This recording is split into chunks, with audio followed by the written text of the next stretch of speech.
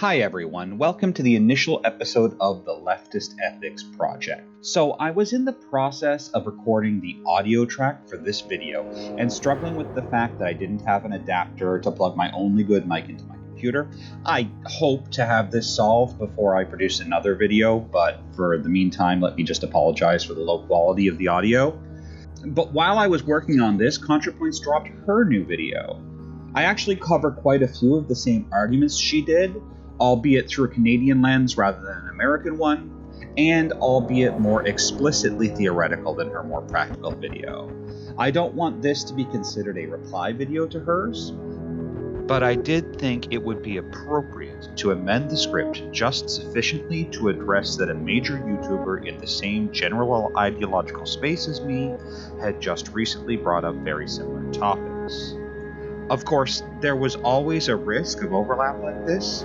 Within this project, I will be looking at ethical questions through a lens of leftist modern philosophy in order to explore issues of ethics in the context of conflicts within the left. This project will thus mostly focus on issues where people in the broadly defined left wing do not have anything resembling universal agreement. As such, I will be bringing up topics that are being discussed within the left, often topics that are pretty heated, and that discussion certainly includes left too. None of the issues I intend to bring up, however, are solved questions within the left, and I believe it behooves us to dig into these conflicts as part of a process of building solidarity and understanding within the leftist community. I want to note that throughout this particular essay, I'll be using examples specific to Canadian politics. This is a matter of convenience, as I am a Canadian and am most familiar with the Canadian political situation. With that said, I believe this discussion is universal enough to be applicable to other places. Canada is an example only of convenience rather than of necessity here. With that out of the way, let's look at our first question. Is it ethical to vote? There's a healthy debate within the left over whether it is appropriate to vote in liberal democratic elections. And when I talk about voting, I want to be clear that it is specific to this context. Whether people should engage in participatory decision-making vis-a-vis some form of majority agreement may also be an interesting question, but one on which I think you'd be hard-pressed to find disagreement within the significant body of the left. While leftists are generally all deeply critical of liberal representative democracy as a system of governance, there is a healthy debate within the left over whether participating in these systems is appropriate. The argument for generally centers around harm reduction. The argument goes that even if a set of options presented is awful, there will still be some method of identifying the most and least awful option within the set, and that choosing to select the least awful option represents a legitimate form of harm reduction. The counter-argument generally runs that participating in electoral politics legitimizes a structurally illegitimate form of governance and draws energy and attention away from non-electoral forms of political action. So is it ethical to vote? Well, it's difficult. I am going to be applying theory principally from two schools of thought, dialectical materialism and existentialism. As such, it is important to first note where they diverge. This was summed up quite cogently by Beauvoir in The Ethics of Ambiguity when she said, "It is known that that is the essential point on which existentialist ontology is opposed to dialectical materialism. We think that the meaning of the situation does not impose itself on the consciousness of a passive subject, that it surges up only by disclosure, which a free subject effects in his project. It appears evident to us that in order to adhere to Marxism, to enroll in a party, and in one rather than another, to be actively attached to it, even a Marxist needs a decision whose source is only in himself." I personally hold this contradiction to not be irreconcilable so much as complementary. Dialectical materialism is not wrong that classes and parties of people group together find common ground, and shape action based on their shared material conditions. But de Beauvoir is not wrong that groups of people are composed of individuals, and each individual approaches the world from a subtly unique position. As Sartre said, all consciousness is positional. And that certainly includes both the consciousness of a class and the consciousness of each of the people who a class comprises. This is important when we dig into the ethic of what is ultimately a solitary action. While a person may vote to advance their class interests, they are alone in the ballot box.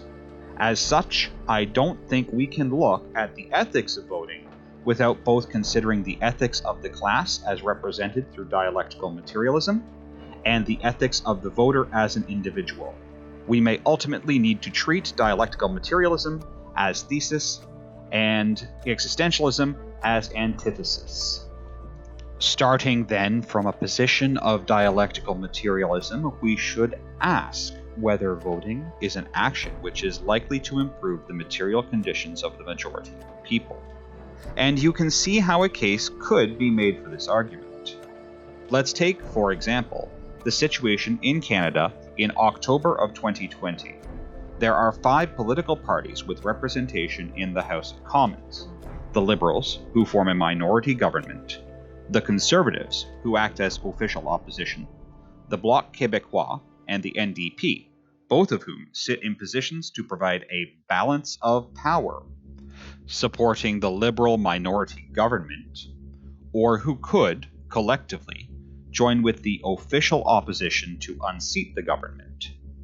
There are also 3 MPs from the Green Party and 2 independent members of Parliament, both former Liberals who left as a result of inter-party disputes. The policies of the 5 represented political parties are somewhat varied.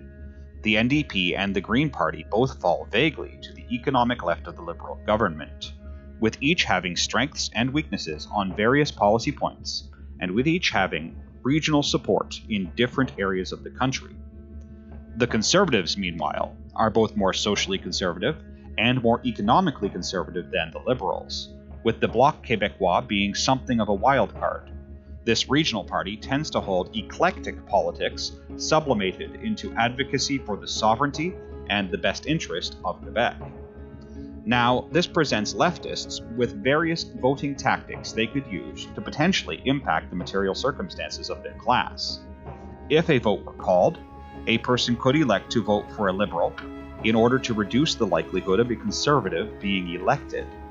Conservatives, with their fixation on reducing taxation, their weak position on reproductive rights, their open advocacy for oil extraction as a pillar of the Canadian economy, and their clear focus on the interests of the wealthiest Canadians, make easy foils against the Liberal Party, which has an extensive history of presenting itself as a moderating force in Canadian politics, as champions of human rights, proponents of Canadian diplomatic soft power, and the party which brought Canada's highly popular public health infrastructure into being. This tactic, electing Liberals because they are clearly better than Conservatives, is so common in Canada that it has become synonymous with strategic voting. But is it so effective? The NDP would argue it is not. The New Democratic Party is a historically social democratic party that long served as the political organ of union power within Canada. However, the weakening position of unions in Canadian politics throughout the 1990s and the rise of third-way politics within social democratic organizations has left them struggling to find a unique position in the Canadian political landscape. The NDP presents itself as the conscience of the Liberal parties, historically asking for more public support of working-class Canadians.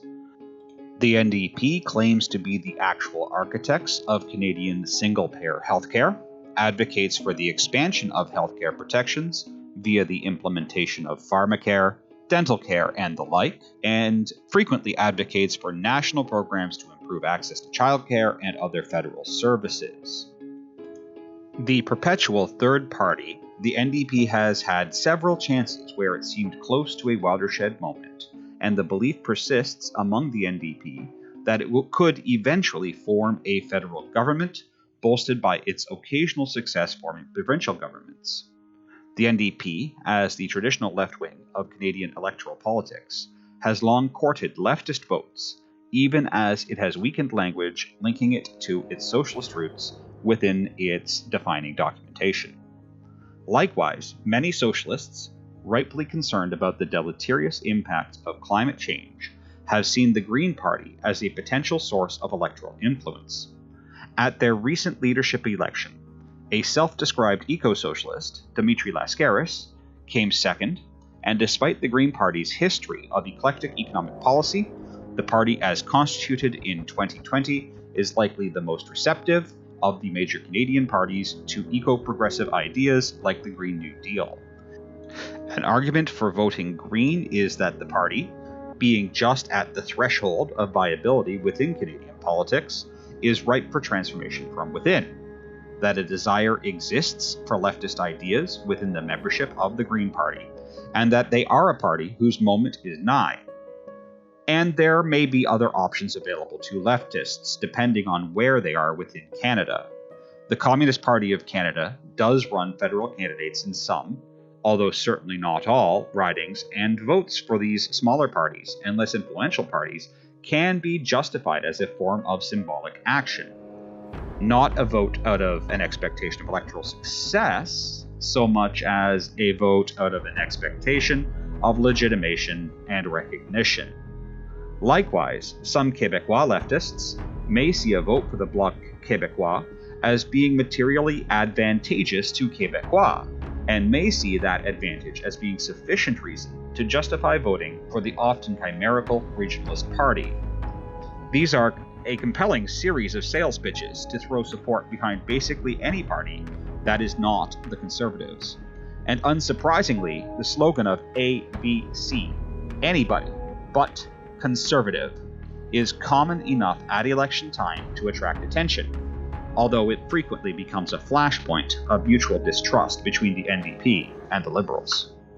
However, would voting for any of these parties actually represent legitimate harm reduction? Well, the Liberals, despite sweet words, have been weak on First Nations issues effectively since inception. At best, the Liberals have demonstrated a sort of vaguely hostile neglect to First Nations communities, and at worst, they've been openly genocidal. There is a recent example of the failure of the Liberal Party as government to handle First Nations issues in a responsible or appropriate manner with the recent dispute regarding the Mi'Kmaw Lobster fishery, where the federal government has sat on its hands, despite clear treaty-bound legal responsibilities, which they've effectively ignored and have been ignoring for as long as they have been in power. In addition, they have a tendency towards realpolitik foreign policy, which, combined with their open and willing adoption of neoliberalism, tends to export harm to other countries more than it does to actually end harm. As leftists are often skeptical of states to begin with, the question of whether harm is lessened by being far away is one with a relatively obvious answer. No. A utilitarian might contend that selecting the least harmful viable party is still an ethically correct decision, that even if the party in question causes harm, this harm can be balanced against the good that it does. But as we are preferring a materialist analysis, this idealistic sense of an overall good is questionable next to concrete examples of material harm that can be presented.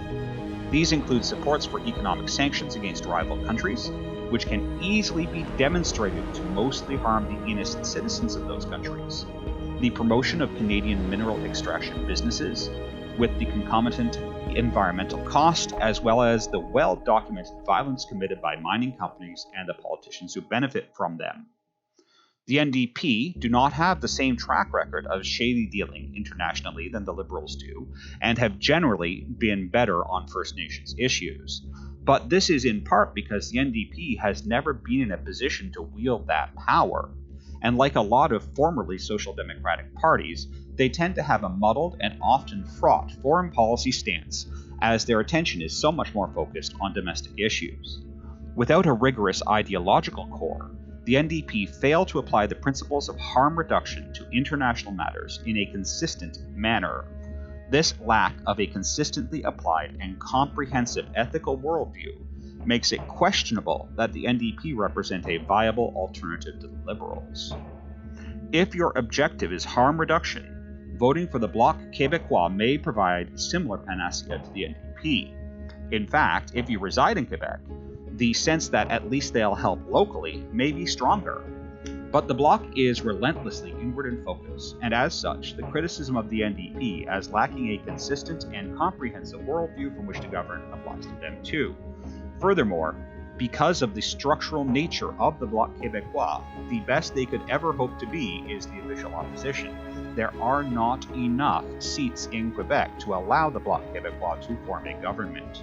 As such, if you are treating harm reduction as being selecting a party which can win, the Bloc Québécois may not actually provide you with that. At this time, the only form of harm reduction Green or Communist Party votes provides is to demonstrate an alternative to the four traditional federal parties exists. The extent to which tertiary parties like these can actually impact Canadian electoral politics is questionable at best. But is voting actively harmful to the material conditions of anyone? Not really. Regardless of whether leftists vote or stay home, elections will continue. There is nothing in the current Canadian political climate to suggest a vote boycott would be an effective tactic. Somebody will be elected, and the candidates are not the same. Even within the small L liberal central continuum of Liberals, NDP, and the Green Party, there is variation in policy and priority that would, at the very least, impact the material conditions of the electorate in different ways. A vote is not necessarily a universal endorsement of a candidate, certainly not of a party, and nothing stops a person from voting and then immediately going out into the street to engage in direct action. Even if the ability of voting as a tactic of political praxis to achieve material gains for the working class is very limited, it is a low-effort activity which precludes no other activities.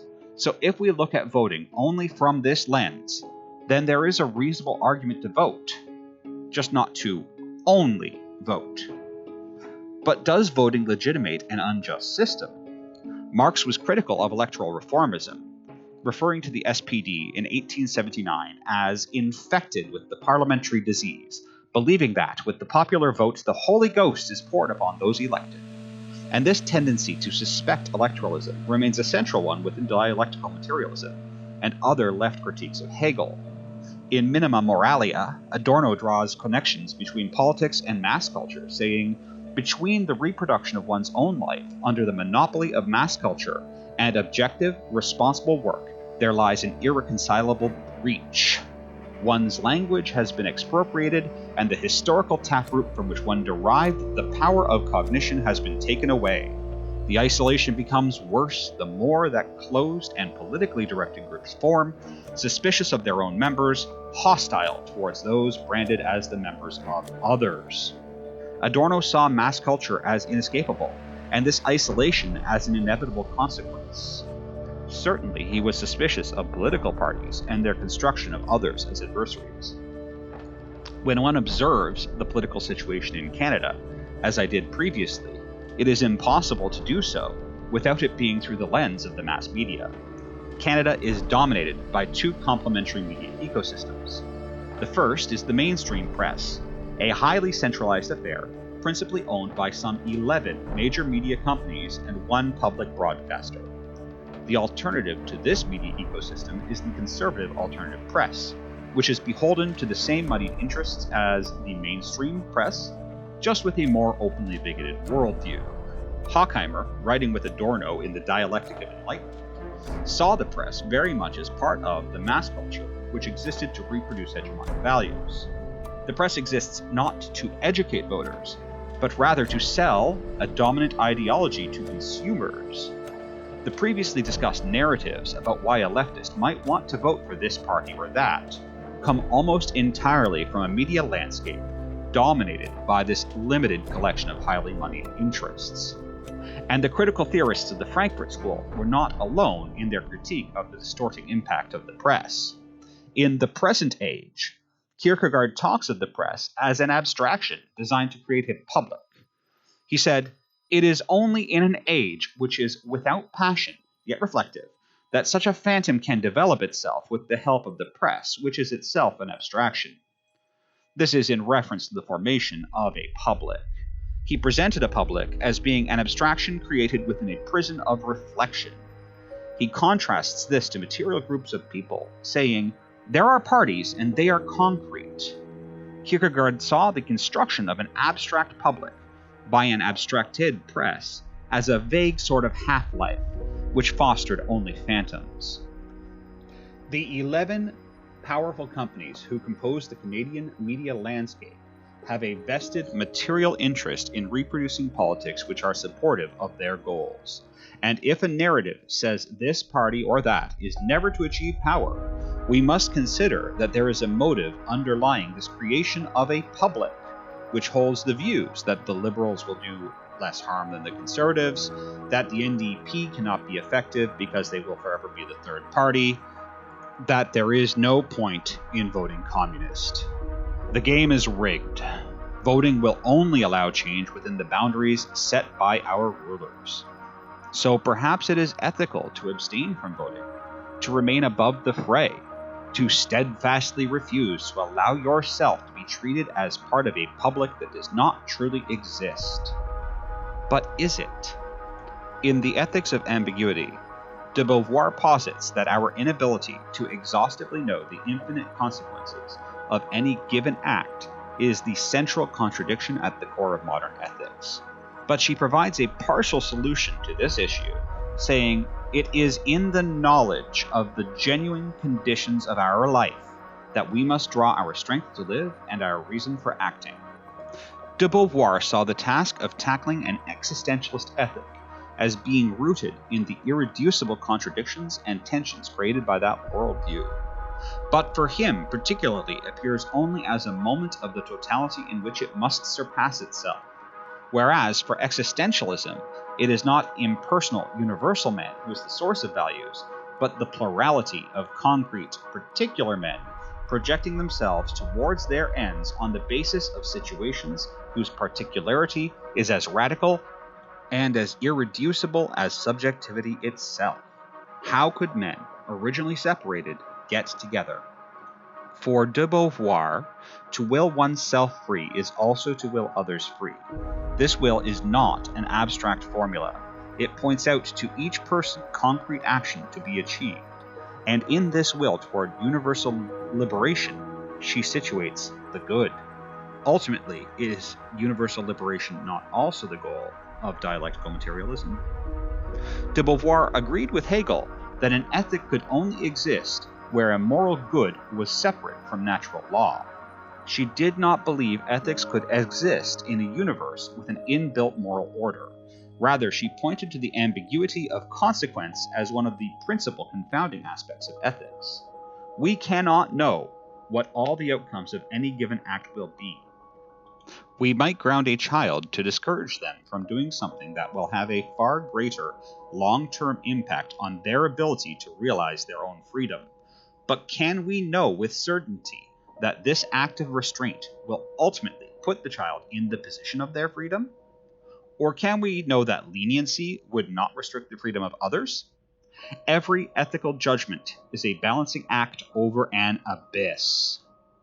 Kierkegaard recognized this peril.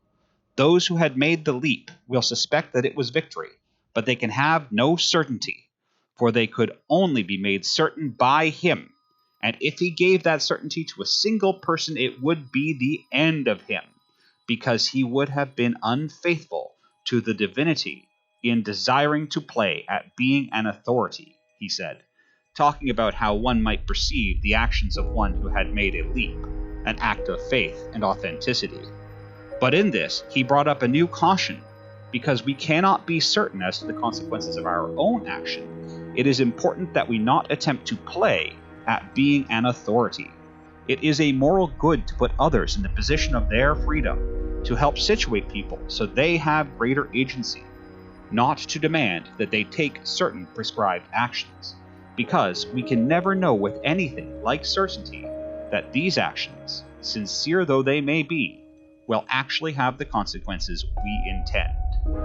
And with this, we return to the ballot box, alone and naked before our own freedom to act, to not act, to play a rigged game, knowing it's rigged, but knowing that within the rigging, there may be limited room to move people toward their freedom. No one else can know what our act was with final certainty. All they can do is create an abstraction of the strategic voter, the NDP voter, the Green voter, the Communist voter, the non-voter. This abstraction is no more real than the public that the press creates. We cannot say with anything resembling certainty that choosing to vote in any given election is a moral good. What we can say with certainty is that choosing to act vis-a-vis an election with sincerity, authenticity, and a desire toward putting others in the position of their freedom is a moral good. We are alone in the ballot box, even if we bring the burden of the freedom of our class with us. To say, do not vote, is nihilism. To say, you must vote, is at best a form of idealism. To say, you must vote in this specific way, is an absurdity, as no one has the authority to know that this vote will bring about that future. But to say, you should do what you know in your heart you ought, is ultimately liberative. Is it ethical to vote? Should you vote? Should you?